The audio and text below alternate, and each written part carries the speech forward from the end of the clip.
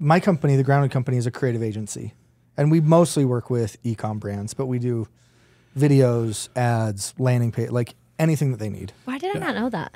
I don't know. I don't really talk about my work on LinkedIn a lot. I talk about kids and that I'm an emotional train wreck. And, and then I just try to troll the shit out of people on LinkedIn. Yeah. There you go. But then we met at a tacos event. Together, yeah. Really? And I complimented his sweet-ass jacket. I wore a dinner jacket.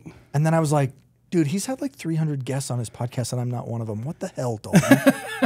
So I weaseled my way in. And we had it. The funniest episode I think was laughing has been on there. for an hour. We had a lot of fun. Crying, laughing. And when it was over, Dalton's like, dude, I don't know, but maybe we should just like start a new podcast. We should do it together. Just no agenda. So the Lunch Break podcast, we're recording. So this is like, one that you guys are doing together. Yeah, that's this is ours together. We're recording like 10 episodes to then launch all at once. Yeah. And the idea is, what are the conversations we'd have at lunch? Oh. Like, I don't care if we talk about work. We can talk anything you want. Cool. And it's been fun so far. Dude, it's a blast. So fun. Yeah, and it's good to like vibe, but yeah. And then, so it's a lot of fun, man. And then on the side, Dalton just started his own thing like this week. Yes, I do a lead gen. Yeah, I do a lead gen agency. Am I officially the first? Yes. What do you mean by that? Because I feel like I get these emails all the time. It's like, we can help increase your We were just talking about he just showed me a video. He just showed me a video. I know I do. I branded it the door-to-door for B2B. So we like. Tell me more. Yeah, it's not sexy. We just cold call 100 You do not. people a day. AI or people? No, people. Well, I have a team. We have like 2 or 3 SDRs. So we're outsourced SDR. Oh, cool. So like if you're, calling into whatever, like we give you a shared SDR or a dedicated SDR, and they just call. It was just super. What's the price like? Right. Yes. So if you want a shared SDR, it's $3,500 a month. If you want a dedicated SDR, only to you, it's $5,000 a month. Okay. Yeah. That's cool. Yeah, I mean, that's amazing because I've never, I've hired 2 people. I don't think we've ever cold called.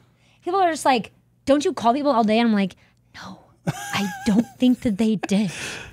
No, but that's all we do. That's awesome. We have. What do you guys do then? Yeah. If you're, how do you get leads? By the way, we do? Or like, by the way, let's start. Well, how do you get leads? How do you get biz? Is it inbound?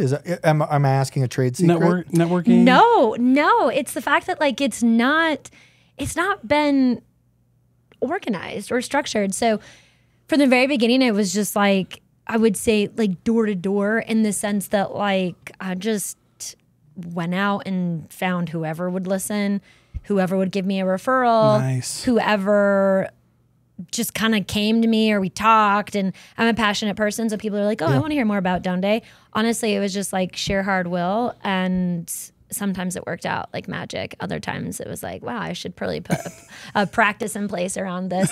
And then I hired my first sales guy. He's a lot like me, so I don't think it was the best idea, but we're really relationships based. And we don't like the sell, so that's not great either. Well, here's the thing. You are just speaking to my heart, though. Grounded, I'm almost 3 years in. Right. I don't have a website. Oh. I've never paid for an ad. Where would I even send them? Yeah. Never cold. We've never done a single piece of outbound selling until Dalton and team starts next week. Interesting. Yeah. Well, so my board is just you've got to get this under control. And I'm like, I know. So now I have a strategy and it's just me. I don't have any more salespeople. But look, I think you've done a great job branding yourself as a real human who offers something that's super cool. I feel like I know, to me, as a small company, I'm like, as soon as I am at that point, there's no question I'm calling Rilee. Oh, good. Yeah. I mean, but genuinely, I think you've just done a good job. Yeah. And you can build a business to a point, but then you need a strategy. You need a playbook. Yeah. And we've just been bing, bing, bing, bing, bing, bing, bing. Hope this works out. And in some ways it did, in some ways it hasn't. And so I just feel VCs, one of the things is VCs or people who want to buy your company, like private equity, if they go that route, they like SDR teams. Yeah. They like the outbound stuff. But I like because it works. The numbers work. But I like what you said because my approach is a little different, because everybody's relationship based. right? Like nobody wants to get burned. But here's the thing, like you probably gotten a cold call. You guys have gotten cold calls. Oh. You don't remember who called you unless it was really bad. But if they did it right, you were like, hey, Nick, this is Dalton. I don't know though. Do you have an office line? No. What, like a phone? Yeah, like a... No. Me either. And would you ever answer a phone number you don't recognize? Never. I never do. I don't even have a voicemail. Like, it says, like, the automated. Wait. It's bad. Oh, you don't have one? Well, no, just like, you've reached 801. Oh, yeah. You don't have, like, you didn't have a recorded one. It's like, hey, this is Rilee with Dundee. Yeah. So, but no. We were just talking about that at lunch because... Yeah. True story. You guys are trolling me right now. Nick's like, cold calls never worked, but you just hired me. So. But I just hired him. But my voicemail says, unless you're my grandma, it's something to the effect of like, hey, it's not $19.99 anymore. So unless you're my grandma, hang up and send me a text. I won't listen. Yeah. And my inbox is just chock full. I refuse to. Oh no. I think I have like 310 voicemails. That's impressive. Never listen to them. I don't. It takes too long to swipe delete. It does. I don't know, man. What calling works? But you answered a unknown number just like an hour ago. I do all the time. Yeah, that's dangerous, dude. Well, here's why though. Wild. Here's why though. I love getting cold calls. My cell phone number is on my LinkedIn. Anybody can have it because I love getting them. And the second thing is like I do a lot of business with my cell phone number. So like I don't. What if it's somebody that like No, they'll figure out how to get makes in touch a ton of sense. It does. Some other way. It makes sense. But I could be Scott Paul and just be like, you can only talk to me on Volley. R.I.P. Volley. R.I.P. Were you a Volley user? That's so sad. It is sad. I actually really like Volley. I love Josh. He's so great. I am an avid Marco Polo person. Yeah, that's right. But and then my team, I wanted to use Volley, but my team was just like, I'm never talking to myself on looking at myself while I video, and so I was just like, I could not convince my team for the life of me. Yeah. So it's Slack. Oh yeah, Slack, and then I personally use Marco Polo. Yeah. But just because that's where people were, and it was just easy. But I did use Volley. Yeah, I talked to Josh, talked to other entrepreneurs on Volley. Yeah. Yeah. They built something pretty cool. Dale Majors had a really big networking group on Volley. He did. Yeah. Did you see that? You don't know who Dale Majors? Oh, we got to introduce. He just did a travel thing that's like crazy. He spent what? He went from Amsterdam. No. Yeah, Amsterdam to the bottom of the north end of Europe to the south end. Yeah, he started his family. Oh my god! On bikes, 7-year-old kids on bikes. Yeah, dude. They bicycled the whole thing. It was insane. Oh, Dale. You see Dale. You're like Dale looks like an Iron Man triathlete. Yeah, he's not like a.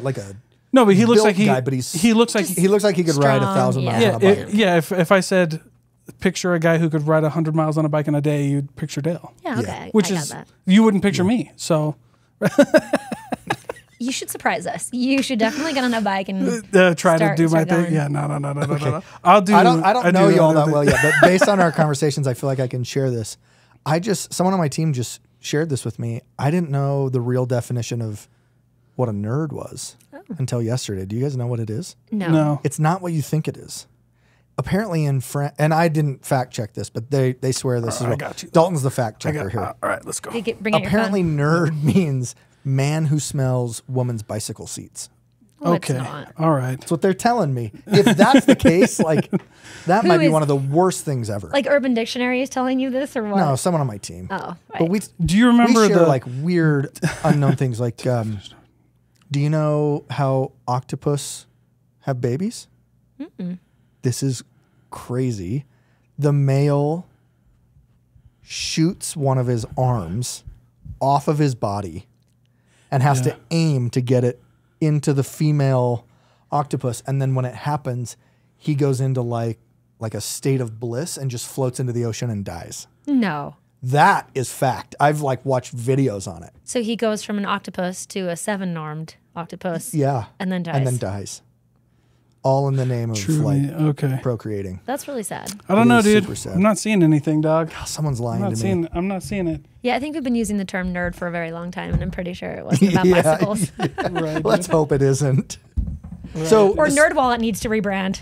That's facts. Yeah. You just got back from Italy recently, right? Yeah. And it sounded like it was awesome, but the trip home was you paid for it. Yeah, right? we paid for it, but there's a lot there, like the whole losing your bag, that just happens, It does just happen. And it's just going to happen to me. So you just count on it. Yeah, and I learned a lot, you know? Yeah. I walked away and it was just like, you know, I stayed in the same clothes for 6 days. And besides a toothbrush and deodorant, I didn't get ready. And it was amazing. That's kind of nice. Yeah. Let's go. Yeah, I didn't do my hair. That's pretty Italian, didn't do too. makeup. That's pretty Italian. Shout out to all my Italianos. Shout out to my friends in Italy. That's right. Yeah, it was actually, so I wore like, you know, just an athleisure outfit, which you do. And it worked. Like when it rained, I had my coat on. Or I had this little jacket that was waterproof. And when it was hot, took my jacket off. It's awesome. That's why you got to be careful. Yeah. Because I always want to travel to Europe wearing like Crocs and the baggiest sweatpants and shirt. But I always have to have at least one outfit in my carry-on. Yeah, you should. Because that I travel like an absolute bum. Well, everyone said to me, like, just go buy clothes. I'm like, I have clothes. They're coming. Why am I going to go and spend money when I don't need to? And I'm not even that frugal. And I was very frugal in that moment. Yeah. So, yeah. But that like, you didn't do it because it was a badge of honor? Like, no, I'm not going to do it. I'm just going to wear these same clothes every day or what? Why you dig in on that? I don't know. I just like, you'd walk by these boutiques and I'm just like, I'm not going to go in there and shop for clothes. I'm going to wait until my bag arrives. And there's so many things to see and do in Italy. Why waste your time buying a new set of pants? And you know, to be honest, it's actually because I bought a shit ton of clothes beforehand and they were in my bag. Yeah, I already had brand new clothes. I'm like, dog, I packed for this trip, homie. I had asked my husband. That's right. It was a disaster. And so I couldn't like just go buy new clothes when I already bought so many. And you know, took off the tags, which was my bad. So. Yeah, well, you do that. Yeah, you do. It's all good. Yeah. So it was coming. And they kept on saying, it's coming, it's coming. In broken English, I thought it was coming. But it wasn't coming. So what was your favorite part of Italy? Which is a hard question, I get, because there's so many beautiful things there. I took my wife and kids first time to Italy last April. And I loved every part of it. Yeah. Well, I didn't see the South. And I didn't see the coast, which is what most people go to Italy. But it's a big freaking country. It is. Yeah. And so we just did the North. And ask me why, I'm not sure. But of the North, it was amazing. Florence is amazing. I've heard that. Amazing. And Florence. Yes, with the Duomo.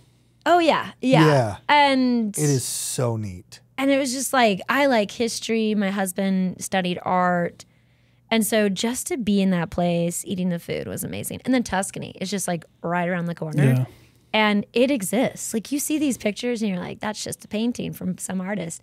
It exists. Like it is heaven on earth. When you look out over those hills and you see the cypress trees and the yellow, you know, stucco houses with gardens, it's cool. So I think for us, we traveled around a lot, trying to see a bunch of places in the North, but Florence was a dream. It did it was for very you. Cool. Yeah. It was my wife's favorite too. There you go. She liked Rome, but she was like, Rome wasn't it for me. And I was just like, the energy of Rome, the people, all the things, the forum. Like I could have spent a week in the forum. I loved it. Amazing. There. I think like spending time in places is what makes a trip. Like I don't like the hopping around and trying to logistics, all that stuff. Even though Europe makes it easy, you just hop on a train and you're anywhere you want to be for like $50. It's or like I guess $6, but like if you just get a pass, it's more expensive. But yeah, so I think it's awesome, and we definitely want to go back. And if you go to a place and you walk away and you're like, I want to live there, that was a success. I agree with that, and I agree going and just staying. Yeah, it's hard though because you're like, okay, well, getting here was expensive. I don't have that much time. You want to see every place you possibly can, and Italy's so full of it that you're just like, anywhere I go, it's going to be amazing, and I want to get it all in this one trip. Yeah. But I also travel as if I'm going to be back. And most places, if you go with that mentality, you will. You'll go back. See, and I have the exact opposite mentality. We're never going to see it again. I'm like, been there, done that. What's next? The earth is too small. It is big, and I only have so much time. So, like, I want to go see everything. But and we've talked about this on the podcast. Yeah. Dalton and I walked to lunch today. We walked one way, and then I'm like, dude, we have to go a different way back. Like, driving to and from work every single day, I go a different way. I can't go the same way back to back consecutively. Because I'm afraid maybe I'm going to miss something, or it's so like- dumb. Hey, the walk back from Pretty Bird was dope though. You got an incredible I got a picture. dope picture. Oh, great bird. Yeah. It's great food. Oh. Great food. But that's So a good. really interesting mentality, because I'm similar in the sense that like there's always something around the corner. I want to be doing everything. I like imagine myself having like 7 lives within one lifetime so that I can do all the things I want to do, and life's way too short. So I totally understand that mentality. I think it's the way I think about travel is like I grew up in Idaho and I live in Utah, and I'm just like this is too small. Like I have to imagine that I live somewhere else and that it's possible. And so that's why I'm always just like, oh yeah, I'll be back in Italy. Do you ever think you'd It'll be move like out of the country? Oh, definitely, yeah. And do you know That would where? be cool. Yeah, I feel I'm like one of those weirdos. It's like my home is England. I want to live there. I don't think there's anything wrong with that, other than not the greatest food. No, but it's And okay. you can look Yeah, at me and that- tell that food's important to me. Food's important to me too. And that's too, but man. like when you live in Europe, you can go anywhere. You can for, go like- anywhere, like so cheap. like less than $100. So Yeah. I think I like, tea and rain. And that fits me, which is That's so a vibe. strange because That's a I'm like vibe. a vibrant person. It's like, I don't get it. But I just feel at home. Like in London, I love it. I love it It's- so much. Well, and it's different enough that it's clearly not home. It's clearly definitely not not. the U.S. It's not the US. It's not. But it's also familiar enough where you're Yeah. like, schools, work, Yep. like it's Yeah. okay. And New York to London is like what, a 4-hour flight? It's Yeah, like it's super- Salt Lake to super New chill. York. Yeah. Oh yeah. Getting from London and New York is way easier than Salt Lake and New York, I would Yeah. say, for sure. Yeah. So I think, I could see London being That'd be cool. high on that list. yeah, Paris is great. I love it. Italy we're like, maybe we should do See, Italy. I'm like Belgium. I've never been. Yeah. So that's the hard thing is like, but actually I would move anywhere in Europe and I'd be happy. So just put me there and I'm good. I feel the same. My wife, I don't think so. No? She's like, We got well, that, we've got yeah. kids and one of them just graduated, but she's like, they're still in school. And I'm like, oh, well, when they get out of school, she's like, well, then they're going to have their own lives and I want to be by them. And she's not wrong. Like, she's very practical. I'm the dreamer. I don't know. See, my husband and I are both dreamers. That's why we get in trouble. Hence we Well, own that's our why own you have company. great, Yeah. like- Yeah. Yeah. Yeah. How? I had 2 questions. I'm going to deviate a little bit from that because I have never been outside of the United States. So You need to remedy I that. need to go somewhere. But what is the tattoo on your finger? Oh no. This Is it a story? It is a story. I think Okay. many tattoos have a story. My tattoos do. Yep. So I only have one. this one's a tough one. giant one. So like, do you actually want to talk about personal? Are you okay with that? Well, Yeah, I mean, sure. yeah. If you don't want to share it, like, No, please. it's okay. It's okay. But so let's see. It's related to travel. In my master's and undergrad, I traveled working with nonprofits and governments to assess their poverty alleviation programs. That's a mouthful. Oh, okay. But I found myself in Jordan 3 or 4 times working, and this at this point it was a 3-month stay. So I was there working on a research project. We had a bunch of interns out there as well, and so it was like this life-changing experience.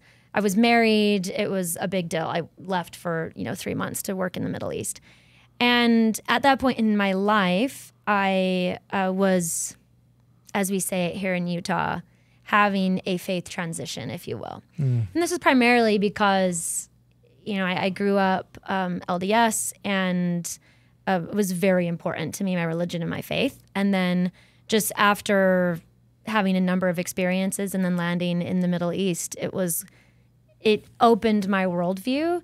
And there was this kind of moment where I realized that it's okay that I may not want to do things in the traditional way. Like I always kind of felt like I didn't quite fit within the Mormon world, but it was important and I believed it, but I just never quite felt like home. And so there was this moment when I saw there were these vendors and we were out just shopping kind of for, different trinkets. And I walked into this one shop and it had a bunch of jewelry and I found this ring. And then immediately when I looked at it, it was like this eye-opening experience where it was just like, the world and my path doesn't have to be straight and narrow. It can be curvy and windy, and that's okay. And God's okay with it. And because like this ring had this like kind of like vine organic path that was circular, and it had all these offshoots, and they were tendrils that were circly, and it was just like that's the most beautiful depiction of what I think life is for people. It's not this straight, you know, and narrow path. And so I picked up the ring, bought it, and then I lost it 2 years later. So the tattoo on my forefinger is a representation of that experience and that ring, to remind myself that I can be what I am and who I am, and it's okay. That is beautiful. just beautiful. Yeah, that's sorry. great. Well, that's awesome. Don't be sorry. Like I'm touched by this. Yeah, that's a great story. I think it can be really difficult to open up and share stories like that anywhere. Right. And then to share stuff like that in Utah in our own can backyard, can be really tough. I know. Yeah. You know, and it's true. It's just a part of Utah that is very prevalent, and the depiction that you shared about it being organic and flowy. Yeah. There, I could feel that like spirituality in that description that you shared. So I think that's a beautiful That's a cool tattoo. Yeah, that's cool. It was hard to replicate though, because at first it looked like a bug. Like when she drew it, I was like, "That's terrible." You're like, dog, you better get your needle out. I need a new do your artist. pen, dog. Yeah. You redo that, dog. Hey, look, I'll come back. It was my first one, so it's not good, but I love it. But I think that adds to the beauty of the tattoo. Yeah. So that's cool. That's right on. That's it. Yeah, I mean, obviously I like tattoos, but they do have a way of like, reminding you, it's cool. I love them. And, both of mine are very front and center, and that's okay. Yeah. I chose that for a reason. I didn't want to hide it. I like that part of the story, because that's just life, right? Life is windy. Like I have a bunch of waves on mine for a few reasons. My son's name is after the ocean.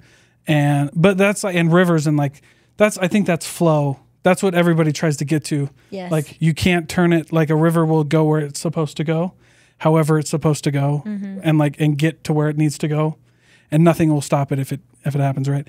And some people get freaked out by like that flow. They're like, just go with the flow. And I'm like, no, it's very intentional, right? Like I grew up next to the Mississippi River and like and next to the ocean, and it's rivers, water's powerful. Like that's crazy.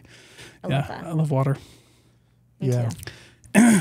When you think about point A to point B, I think sometimes people really assume the fastest path is a straight line, but rivers tell you the opposite. It's really the path of least resistance. How are we going to get there? It's in and out, it ebbs and flows. Yeah. And there is really something beautiful about that. And at the end of the day, you might end up in the exact same space, regardless of what you believe, And I do think travel has the ability to open you up to that. I taking my kids all over the world, we're like, hey, do you think if you were raised in Italy that you would believe the same things you believe growing up in Utah? Right. Or if you grew up in Jordan? Yeah.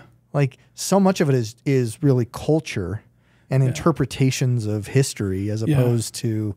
Well, and I think it's just finding you. Like I think it's just if it vibes with you, because I think it's just if it vibes. Like I've had a lot of experiences both ways. Like I grew up in. Oh, we've talked about this as so many. I'm a broken record, but like grew up in the poorest county in one of the poorest states. I'd take my kids back and their like mind is blown. I gotta I ask questions when it's just us, because they'll be like, "Dad, why is this?" Like we're in someone's house, like one of my friends' houses, like something's hanging off the wall, like there's bugs crawling on the wall. So like, what's going on? And I'm like, just wait, it's all good. Like, it's all. This is, by the way, like it's good for you to be here. Well, that's where I talk about this a lot with Donde, and I think whether it's through the mechanism of travel or it's, where you grew up and going back there, or it's even just kind of going somewhere new, it's that exposure to other people and perspectives and way of life and belief systems that form who you are as a person, but also allow you to be more empathetic and kind, because all of a sudden it's not, while differences are beautiful, I think we should celebrate them. It's also important to find those similarities and to say, oh, like, you also love this about life, and you want this out of life, and you are passionate about this, and we find those similarities, and then we can be more empathetic and connect more. So I think that's the purpose of those experiences. And one thing that I relate to about that is you start to realize, so I believe in God. I love I'm LDS, but one of the things that I learned that a lot of people really disagree with me on is, like, when I get out there, when I go see things, I just realize how much God, like, doesn't care about the things that we think he cares about. Does that make sense? Like, we're so different. And it's like, so if what I believe is real and God loves everybody, right? It must not be that big of a deal if he loves this person just as much as me, and we can all figure it out, right? Like, it's kind of counterintuitive, but yeah, like, I just realized, like, we're going to get at one of my things that I always get in trouble for saying at church, especially here in Utah, is like, God, like, we're going to be really surprised how much God didn't care about so many things that we thought he cared about. Yeah, could be true. Yeah. I mean, and whatever you think, that helps me, like, helps me. I love the point you bring up about perspective and how much those experiences can really deeply touch your soul. I went to, and you've spent a bunch of time in India, correct? Not a bunch of time, but I spent it was mostly in Jordan. Yeah, it was mostly in the Middle East, But I feel like everyone should go to India. Oh, yeah. Oh, like, go to Mumbai and just smell. Oh. Just that, you know? Or well, I tell this story all the time, so I feel like a broken record by now. But yeah, my first experience abroad was in India. And it was so crazy. When I hopped up that plane, I was so scared because it was just like, oh no, it's so different. I'm not home anymore. Yeah. But then it was like, so that first thing was fear, and then it was just like, oh my gosh, the world is amazing. And that's where you walk up that plant and you just immediately, like, feel the heat. It smells different, it looks different, and you're just like, wow, the world is big and beautiful, and I'm obsessed. And that's what changed my life. Yeah. And there's a 1.3 billion people in India, and like a billion live in a poverty that most people can't even wrap their heads around. Yeah. And yet, my experience going around, I was scared at first, same thing. And I'd traveled quite a bit at that point. But India is just so different from everywhere else on planet Earth that I've been. Yeah. And then you start meeting with people and interacting, and you're like, they're happy. Oh, yeah. And not downplaying the like, what's the word? The squalor that they live in. But they value different things. And the world is great, and there are so many wonderful people there. When I went to India, it was like, I have to help my kids see that Kaysville, Utah is not the center of the earth, right? And when you don't travel, I think Americans in general, we think that outside of our borders, everything's scary, people are bad, it's the culture's wrong, like it's we don't really even have world news in America. And then you travel to other places and it's all world news, and it's a mix of people, and it's a mix of cultures, and you realize, like, wow, we're all very different, but we're very similar. I fell in love with, as weird as it sounds, it made me fall in love with, like, the planet and just people in general. Same here. It's very cool. And is that Donde? Is that the essence of it? Yeah, there's a number of things that led to Donde and why we do it. But I think one of the core things is I believe that if people get outside of their comfort zone, then they become better.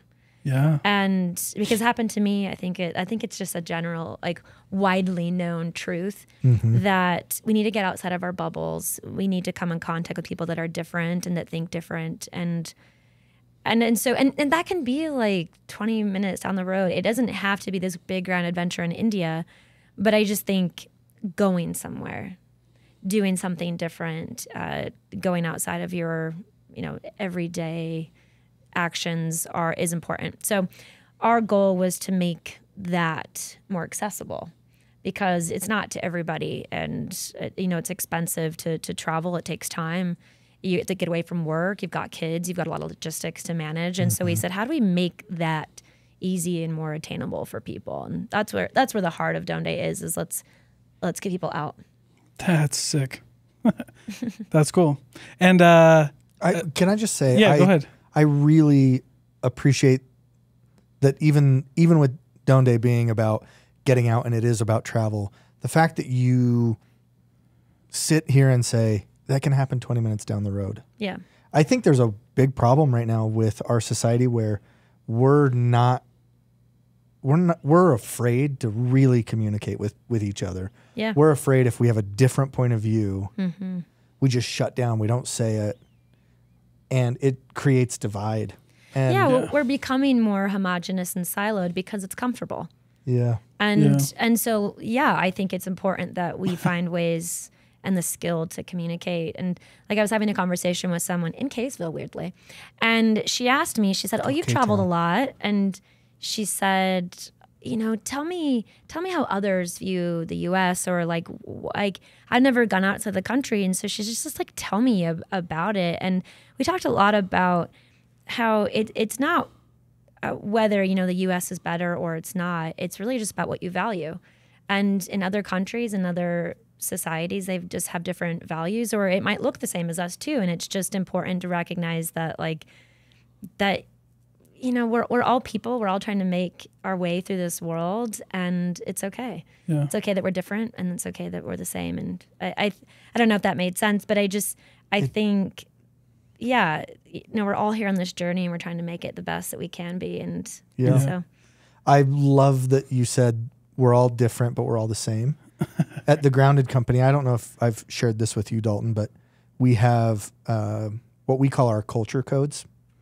And the very first one is be like the Pando Forest. Yeah, we've talked about that. Do you know what the Pando Forest is?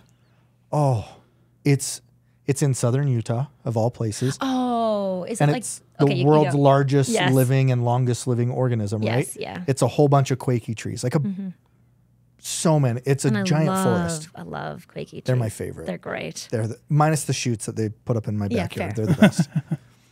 But when we talk about that as a team, we're like, look, each one of you are your own unique quakey trees, and we should celebrate you for being, lean to the left a little bit, or you're a little taller than one, or you're all different and you're all beautiful in your own way. But deep down under the soil, what makes the Pando Forest so special is they all share one consistent root ball. So forest fires will come in and knock everything out. A tree will get infested with some sort of bug or whatever. All the other trees send nutrients and help to support that tree. So I'm like, let's celebrate us being different, us being unique people, but let's also make sure that we support one another because we're one. And that can translate far beyond a company culture, right? I think I love that. If you really start to think about people everywhere, we have, to your point, Dalton, that we have so many similarities. We have so many common grounds, and things that we think are decisive between us are probably not all that meaningful in the grand scheme of things. Yeah. When aliens bring dinosaurs back to planet Earth. That's right. I was like, should we talk about dinosaurs? Dude, I heard this story though. It was in the craziest place, but so my background is my dad's Russian and my mom's Hawaiian. And the joke is that's what happens when your parents meet at BYU, right? Because my mom doesn't look anything like, my mom is brown, her whole family, right? And my dad, white as snow. And so, but the funny thing about this was vodka and po' boys for dinner. I don't ever know what side of me is angry. It does sound good, right? I don't ever know which side of me is the angry side or the calm side.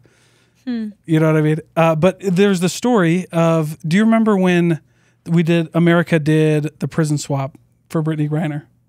Yeah. We got Brittany back, and we gave Russia. Pretty scary. But did you hear what that guy said when he was on Russian TV? Like all the craziness between the U.S. and Russia.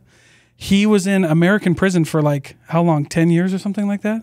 Like, there's a bit. I mean, he was there for a long time, and he was on Russia TV, and he was like, they were like, how's America? Like, kind of like what that lady asked you, like, what do Americans think of Russia? Like, do they hate us? Is this a real thing? And he was like, dude, I spent 10 years in prison. And he was like, those Americans are just like us. They care about their country. They care about, in his words, because Russia is a very like Orthodox Catholic, right? And they believe in God. He's like, they're worried about their government and their society losing their faith in God. He named out all these similar, he didn't say one bad thing. And it was this guy on Russian TV, like in the middle of this, you know, semi-Cold War that we're having with Russia or whatever. And he's just like, dude, they're exactly like us. Yeah. They have all the same fears. They have all the same joys. We like played a bunch. Everybody made me feel good. And it was like, that was a wild story. I like watching. Well, outside whether things, people realize it or not, I think extreme left and extreme right, it's more like a circle, and they're pretty dang close to one another. You're like, but it's a fine line. Yeah. I got my, like, I've never traveled, but I got a lot of my experiences from like reading. So like the story I love to tell is when my mind changed was when I saw that there's like an old TikTok a long time ago, but he was like, she said on there, she said, the reason I'm not left or right, and then panned to her library. And I was like, I'm going to do that. That's so I have a whole library in amazing. my house, and that's when I learned, like, so I started reading books that I was like, I didn't agree with. It's so funny. Most of my travels, I take a book with me. Yeah. And I feel like that was a part of the experience. So Yeah, I loved reading. I loved reading I love people who too. didn't. It's awesome. I have I a like can't a read. Like literally, I can't read. I had to take. I had to buy a bunch of books of people that I knew. Like, I was like, this guy hasn't. Like, I grew up so different. This guy does not agree with me. And you just realize, for me, that's how I learned a lot of empathy. Yeah. But I realized, like, holy crap! Like, actually, that makes sense. Like, you're wild here, but actually, that's a really good idea that we should embrace. And I was like, Very from few then on, I was people like, are that's all it, or dude. none, good or bad. It's such a it's Totally. such a weird thing. Like, we can't, like what you guys were saying, like, we can't disagree. Like, why can't we all be in the same room and not have an agenda of like, I have to convince you, but like, we can just be in a room, try to understand each other, be cool, and then leave. Not being any, not needing, not anything changing except No one for has to be right. yeah, not anything changing except for like, now we understand each other a little bit more. Yeah. I'm gonna go do my thing. You're gonna go do your thing, and that's cool. We just So- have discourse. It is Yeah. a controversial topic. Do you believe in aliens? Yes, no. Like, can we talk about? Well, yeah, can we talk about It aliens is- for a second? Because It is a controversial topic, and I didn't even know. Why that is it would controversial? be. That's crazy. I don't understand why it would be either. Well, because there's all this evidence now, and I'm just like, Oh yeah, aliens are real before the U.S. government tried to hide it from Okay. all of us. Real question though, like, you spent a lot of time in Jordan. I'm sure you went to Petra. yes. How did they do that? Like, do you? I mean, you say you believe in aliens. Do you believe the I didn't say aliens I believe came in in? aliens. I said I was afraid of aliens. Whether You they have to be- exist. Okay, so Wow, that's the interesting. root of this, though, I don't know. I guess we're talking about Yeah, let's do it. the post that Yeah, we're at lunch, yeah. that I mentioned about my fears, and I grew up in the like 90s and 80s, right? Like Mm-hmm. there are some very important movies that came out. Let's think: Jurassic Park, Independence Day. Well, E.T. of course. Of you course, know. Drew And, Barrymore's yeah. like entrance into the scene. Yeah. And like all of my fear. Oh, Sixth Sense, definitely. how about Howard the Duck? I don't know this one. You didn't? What is Howard the Duck? Do you remember Elizabeth Shue? Yes. She's in it, and Howard the Duck. He's an alien Oh. duck, and he scores with Elizabeth Shue. Oh, that's. I never wanted to interesting. be a duck more in my whole life. When I was a kid, I was just like, "Damn, Howard." Okay, Let's do that. but like But Earth yeah. Girls are from That's funny. Mars or Mars Girl. There's a ton of Yeah, there's a movies ton of back alien then. movies. A ton of movies that Yeah. like depicted my fears in life because of these movies I would watch with my brothers because they're all older than me. Sure. I was just like, now I'm terrified, and how am I going to sleep at night? Men in Black. So Men in Black, yes. Dude, whoa, great that, movie. that was a Yeah. big one. That was a big. That was a one. bit. That was like the kind of like. Yeah. So it was just like, I don't know if aliens exist, but if they exist, they're coming for me, and I'm terrified. Yeah. So, especially when I'm in my bed late at night in the dark. So I'm afraid of the dark and the things that would come get me in the dark. Yeah. To this day. Yeah. Okay. Do you sleep with a nightlight? No. No. Maybe you should try a nightlight. No, it's true though. I mean, I can't travel alone. So like on business trips, I would pretty much just stay up all night. And then I learned that there's a thing called like sleeping medication. So I just would take like a Unisom or Tylenol PM and sleep for the night. But Yeah. yeah, it's primarily Nice. based on the fears that I had as a child. Okay. It's funny that you can't sleep traveling. That's when I sleep the best. Yeah. When I'm alone traveling, because I get crazy anxiety. When I was a little kid, I used to have this weird thought that would go through my head, like, I'm going to get kidnapped in the night, but I'm not going to know it because they're not going to take me. They're going to take my whole room. Oh. Like, I don't know how I figured that they were going to take my room. But like, You're I was just gonna wake up. I'd be in my room and I'd be like, I'm fine. And then I'd walk out my door and I'd be like, where am I? You know, We did that as a prank in Boy you stole Scouts. someone's whole room. We would tent. Oh, Picked up the tent and put him on the lake. Yeah, it was That awesome. I feel like that's like a movie. Is that like Parent Trap or something? I don't know, but I don't know. It's definitely a parent trap. Somebody If did it's it. not in the movie, that's a deleted scene. Yeah, somebody's had the idea, and we were a bunch of bumpkins in Iowa, and we're like, yeah, let's go put them on the river. Bad idea. Yeah. Almost immediately, almost died because Yeah. the tent turned into like a death trap. How it do was you get terrible. out? Just like We had to go get them. You might as well have like wrapped their head in a plastic That's bag. right, that's right, dude. That's Yeah, what you it would did. be like. That is dangerous. Boy Scouts. We were But so stupid. I would Yeah, have we I were would have all dumb. these fears about getting kidnapped when I was a kid. So now as an adult, I always have this, and I'm a really heavy sleeper. Like once I'm down, You're out. I'm out. Yeah, good luck. So I always Yeah. have this fear, like I'm gonna go to sleep, someone's gonna break in, grab my kids, and I'm not even gonna know until morning, so I can't sleep. But then I go to a hotel. I travel for work or whatever. I go to a hotel room. I'm like the door latch. Yep. I put my bag in front of the door.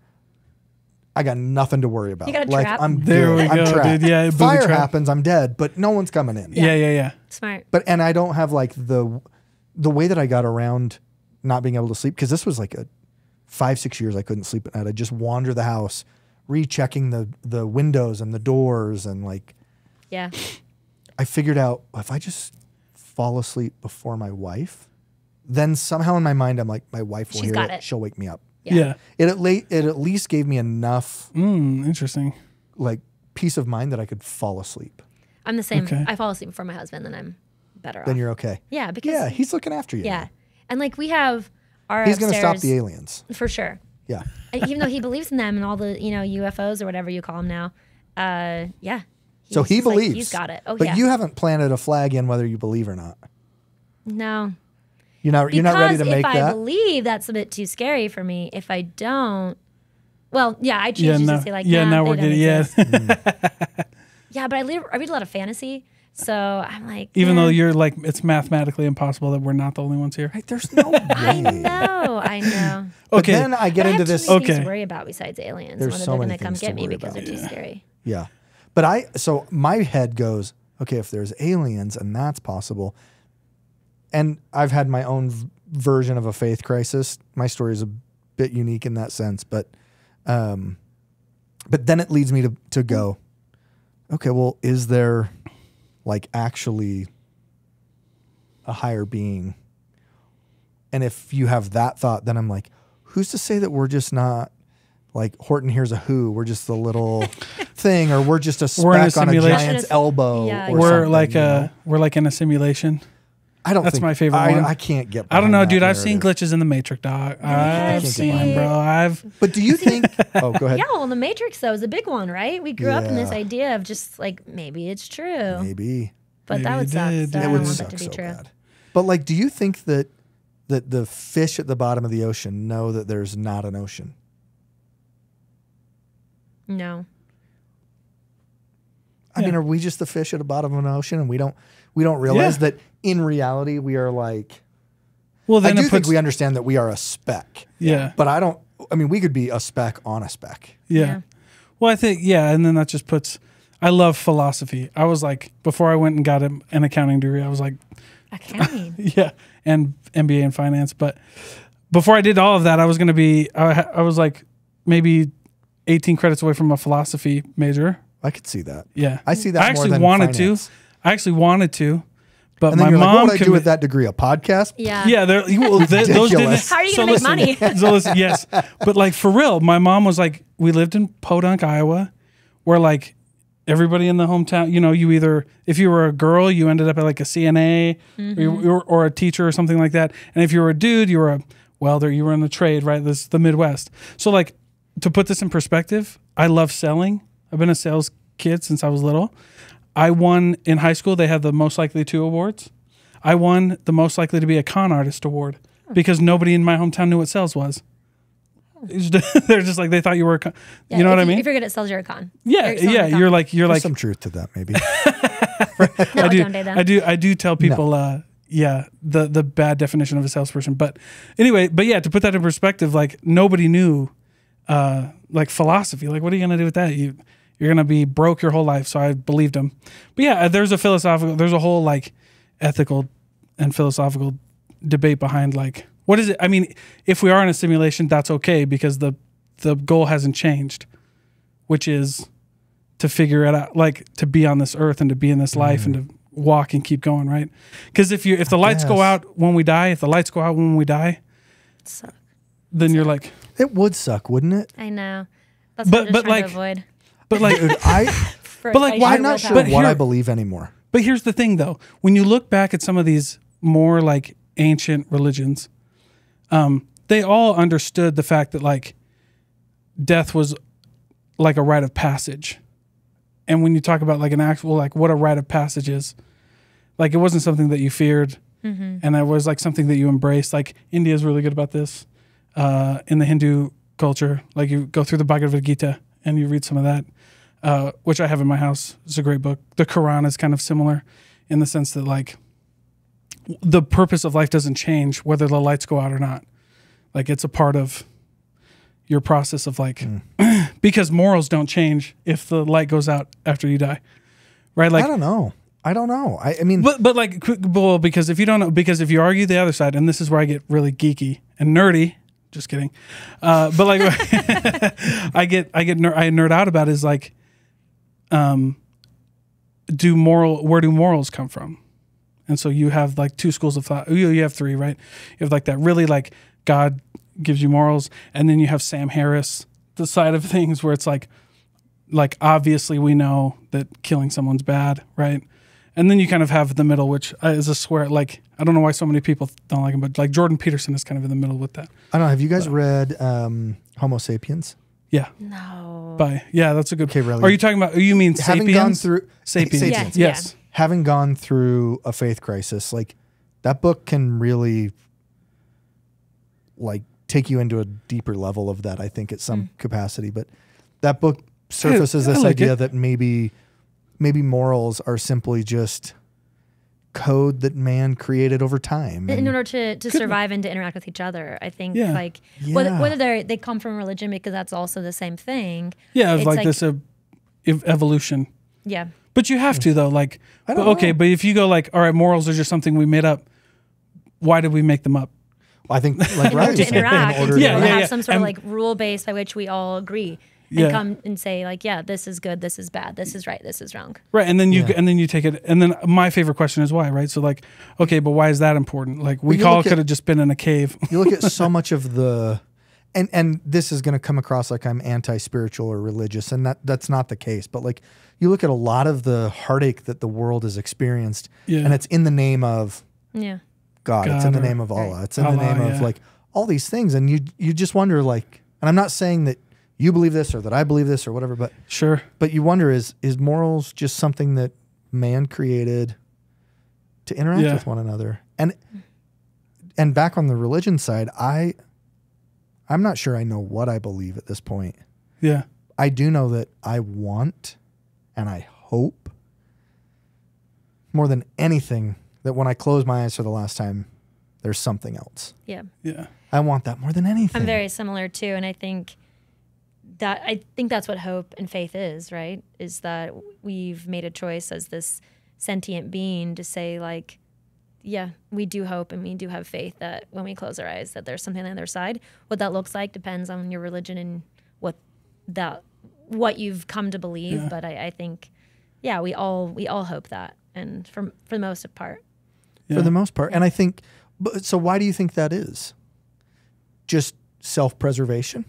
That's, a deep but it's I know not, that is deep. But it's not though, because I don't know. Self-preservation would be that'd be kind of a stretch for me. I think it's because we know, whatever term you define it as, but we all know that there's like something innate and inherent within us that exists and lives beyond this human form. Like there's this soul. We feel like this soul lives on with a purpose. And so I think it's maybe there's just innate knowledge that we have that would be true. Yeah, You know, it's obviously impossible there are to people- define, but you just know it. Yeah, you just Well, know. Well, Yeah. Well, I don't know. No, I like Can I- that. yeah, I do, can I do chime in, like though? that a lot. Yeah, of Because course. Hawaiians have aloha. And aloha doesn't mean hi or bye. Like aloha doesn't mean I love you. Like it's more than a greeting.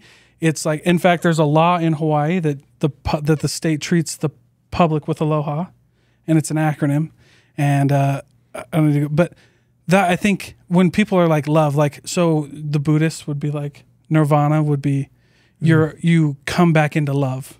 You come back into everything that this, like, one of the things that I really appreciate is like, we have it all within us. And I think that was the secret the whole time, was like, what makes you unique and me unique is the same thing that makes a tree grow, that makes the wind blow, that makes I'm getting real woo woo now, but like that makes the waves like. This is the podcast that Rilee expected to be on. That's right. But like, you know, She's like, Tommy, I'm going to go be on this podcast. I don't know what we're talking about. Yeah, she calls him like, Yeah, we're talking about aliens and dinosaurs and God and like. And Dalton said it was a thinking project, and then he switched on me at the last minute and didn't even tell me it was the lunch break.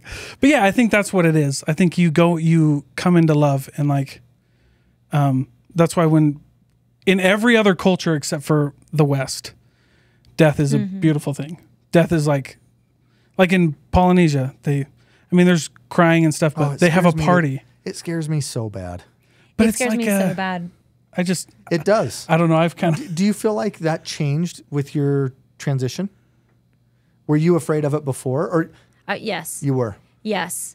But I think that's why religion felt comfy, because it gave answers to, Yeah. well, this is what the purpose of life is. And we're all going to follow these rules so that we can earn a certain existence in the afterlife, right? It's like there's this path, and you follow the path, and it's known, and you feel comfortable and safe within that, I guess, that structure. And so when you have a faith transition, it's hard because you're kind of flailing about until you land somewhere and decide, this is what I believe, this is what I think to be true.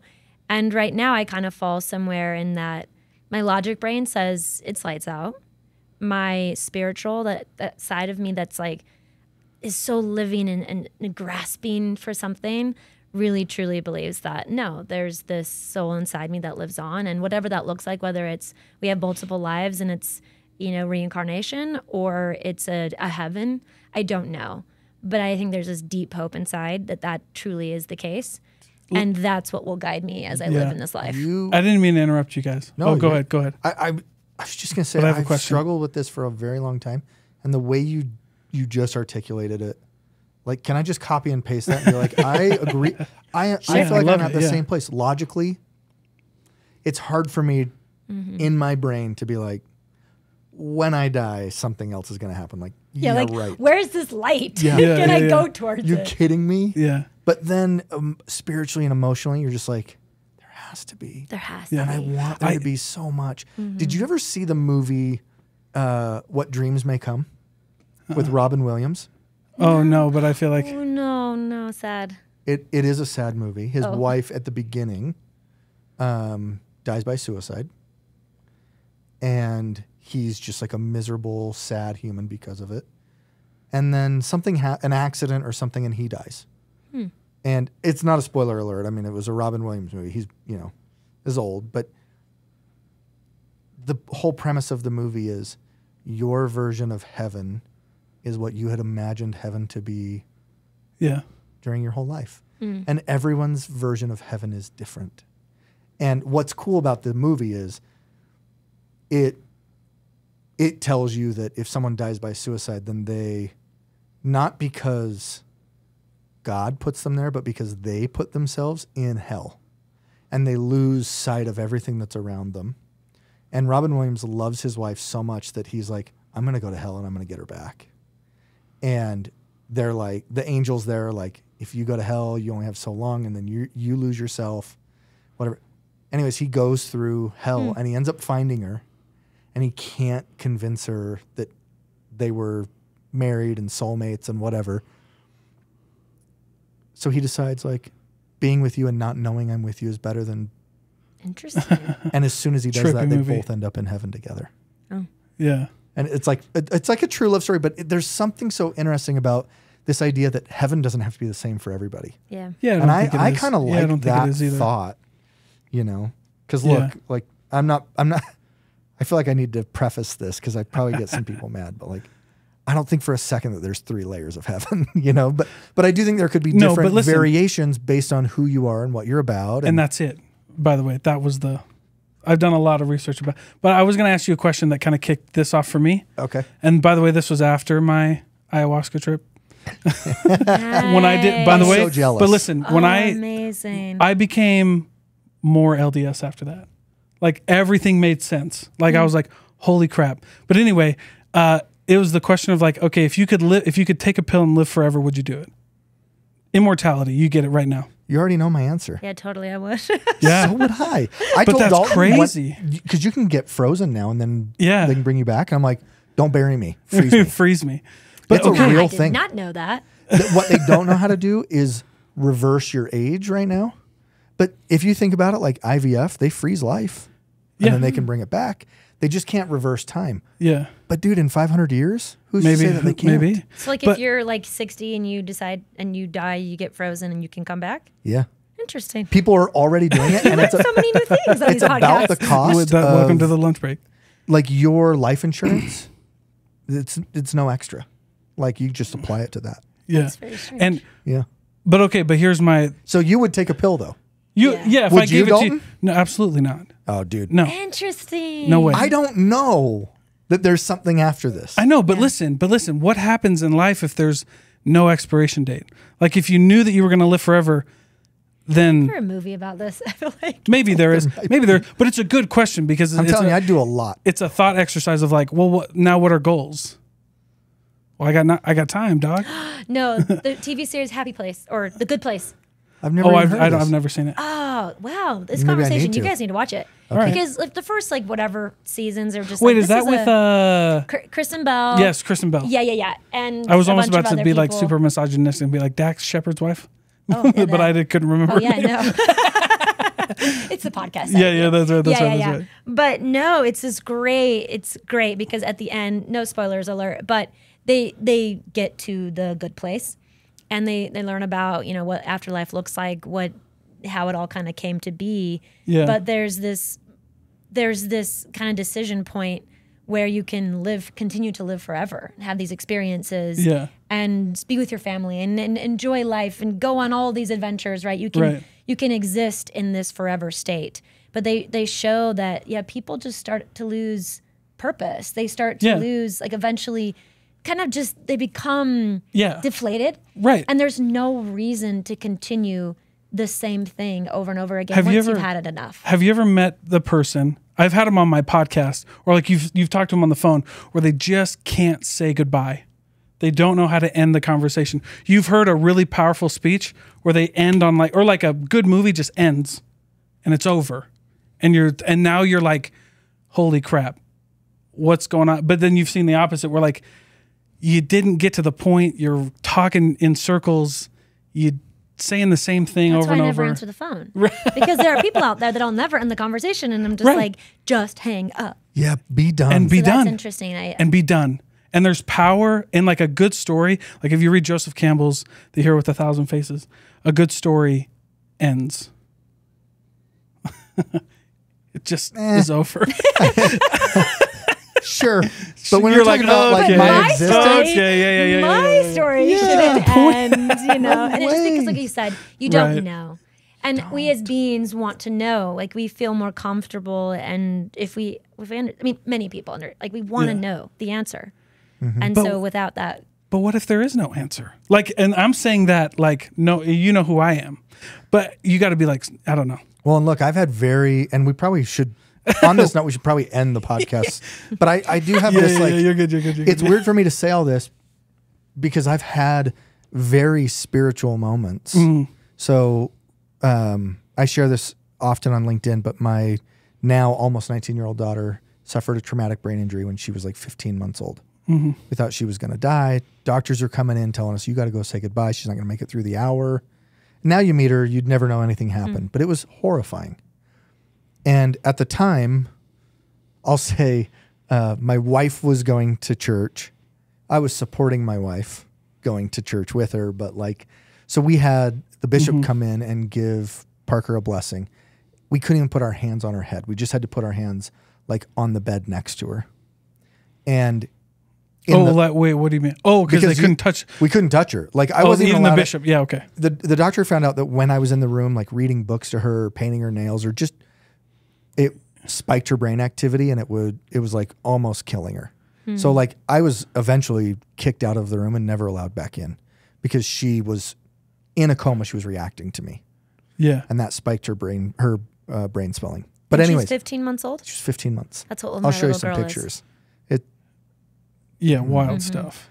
We're told in this blessing, like, angels are going to visit your daughter and she's going to be okay. And this is in the throes of like the doctor's going, she's not going to make it. And you're like, yeah, buddy. Okay. Well, then she wakes up and she starts getting better, and she, and we're asking her as a little girl, like, well, who came to visit you? And she's like, well, mom and dad were there, and grandma and grandpa and Mimi. And she just kept saying, she'd always talk about Mimi and say that Mimi came to visit her in the hospital. We don't have a Mimi. We don't know a Mimi. Then we're putting ornaments on the Christmas tree, and she grabs an angel and she's like, Dad, this is Mimi. And we're like, wait, what? Yeah. Then we get pregnant with our second. We don't find out what we're having. As my wife starts to show, Parker walks up and is rubbing her, and she's like, Mom, it's Mimi. She's beautiful. She's blonde hair. She's blue eyes. She smiles like this. She's like describing these things, right? We're like, it might be a boy. Like, you know, you're little. No one's prompting her. Our second's born. It's a girl. Parker walks in at 3 years old, looks at her and goes, Mimi, I missed you. Oh, so sweet. So there's a part of me that I'm like, you're up right now, dude. Don't do that to me. Because I got two girls. It's a complicated thing. It's a complicated thing when I'm like, that happened. I can't deny it. Right. Parker was saved by a miracle. If you know the details of her story, a pure miracle. Yeah. And yet then I feel guilty because I'm like, well, logically, I don't think that there's probably anything after this. And you close your eyes, and it's a mind F, and it's hard and it's complicated, and but at the end of the day, I just don't know, but I want it more than anything. Yeah, this is like not that type of story, because I think that was beautiful and amazing, and I agree. But I think just this idea is like, I've had so many spiritual experiences in my life as well.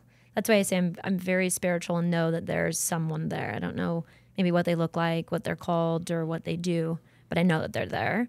And it's because throughout, all growing up, there were these moments where I would, pray and plead for help and support and love and comfort, and it would come. And for one example is I sang all through, starting when I was 6 years old. I was on stages singing. And I would remember these moments where I'd be on the wings waiting to go out on stage, and the words of the songs would just melt away because I was nervous. I was scared. My brain didn't want to engage. And I would just say this little prayer, and I would say, like, please let this performance go well. Like, this is my talent. This is my gift. This is what I do. Please help me. And I'd walk on the stage, and I wouldn't be able to remember the words, and I would just be so scared. And the music would start, and all of a sudden the words would flow. And you could call that practice. You could say, as a professional, you learn your trade, and in the moment your brain will click. But I also saw it as, support and help from an otherworldly thing. And at that time it was God. It was God, answering my prayers and saying, I'm here with you, and we're going to make this work because it's important to you and you care. So I don't know. I think I had those over and over and over again as I grew up, and they were little reminders that there's someone there, and that even though I'm a speck, I might. You're an important speck. I might be an important speck. You are. You are. I think we're. And it matters. I am a who. That's how you just And that's how we ended right there. Welcome to the lunch break. You're a who. You're a who. And done. Rilee, I really hope we didn't disappoint you with this. No, this was fun. Not what I expected, but it's great. This was like this what was great. The thinking pod just kind of we talked about getting frozen in the thinking pod, and we were like, I don't know. I don't know if it's, I loved listening to podcasts for so long, and I'd listened to how I built this and all these things. And at some point I'm like, it's just not relatable. Like, I'm not going to be Richard Branson. I don't want to be Richard Branson. Nobody does. I just want to hear from real people who I respect and can relate to. Yeah, have fun. And then it hit like, well, I also just want to know that person as a person, not as not the co-founder of Donde. And so I appreciate that you let us do that. And it's not always easy to open up, especially to two strangers. Yeah. Having never met us, you opened up, and I appreciate that. Yeah. Well, last grateful. thing I'll say, you talked about being the con artist from your high school. Oh, yeah. Well, I won 3: most energetic, most talkative, and loudest. So I was the most annoying person in my high school. And I can't see you being annoying. And that's me. To talk. Where in Idaho did you grow up? Idaho Falls. Okay. Why? Help me understand. Why don't they think they need to plow up there? Well, because everyone knows how to drive on snow. It's ridiculous. They just throw salt on I it. died. I've never been to Idaho. I've been one time. We went to Orofino, Idaho. Dude, you need to get out. You need to get Donde. No, I've been out. I just don't go to Idaho. You need to get Donde in your life. Yeah, I think that's okay. You don't have to go to Idaho. Mexico. We've been to go to Toronto, dude. We've been to I've been to some beautiful parts in America. I can You've been help to you with Iowa? that. I have a thing called Donde that Let's helps people go. travel. Yeah. Holla. You've been to Iowa. Iowa's pretty. Have you been to Iowa State Fair? That'll give you any place to run for your money. Crazy. You learn something new every day. Iowa State. guess. It's like one of the biggest I ones just picture in the burlap country. sacks. That's part of it. And corn. Everything on a So much corn. stick. Okay, but we talked about this at lunch today. I love Mexican street corn. Oh, that's great. Let's go. And baby. they have it at Pretty Bird. Oh, And it's I did awesome. not know that. I should write a sticker over there. Okay, and one last thing. I know the no We ending. end. We have this. But you kind of like we won't say it publicly, but you took a bit of a dig on Lehigh when you first walked in. Where's Donde? Are you guys all remote? Are you in Salt Lake? Are I you? cannot dig on Lehigh. Wow, it's okay. We can dig on Lehigh. Wow. Most of my customers are in Lehigh. Most of my it's silicone slopes. We Oh, love that's you. right. We love you you. defended Lehigh. It was Yeah, Dalton it was who like, dug oh my on goodness, it. it's the best. Yeah, you can. I'll dig tell on me. it. No, I'll dig- I'll I also grew up in dig on it. Idaho, so I was like, I got to get out and go to a city. So Salt Lake is the city that I live in, and I at least try to be proud about that. So yeah, most of us are all within kind of the Salt Lake area. We have one in Vineyard, used to have one in Ogden, so we were kind of all over the map. O-Town. But basically all in Salt Lake Take Lehigh over O-Town. or Salt Lake my one. area. Yeah. Okay. So yeah. Sweet. Nice. I think Salt Lake, and I'm Kaysville, but I choose to commute into Salt Lake. I think we got to stick together. We got to build it back up. Yeah, we got Utah County's done a good job saying like this is the community. Yeah. There's a lot of really great people, businesses, company leaders in Salt Lake. They're not all in Silicon Slopes. Yeah. It's true. Yeah. Bring them. Yeah, buddy. Let's do this. Thank you so much. Yeah, thanks, for Thank you really- guys. This was fun. Yeah, appreciate it.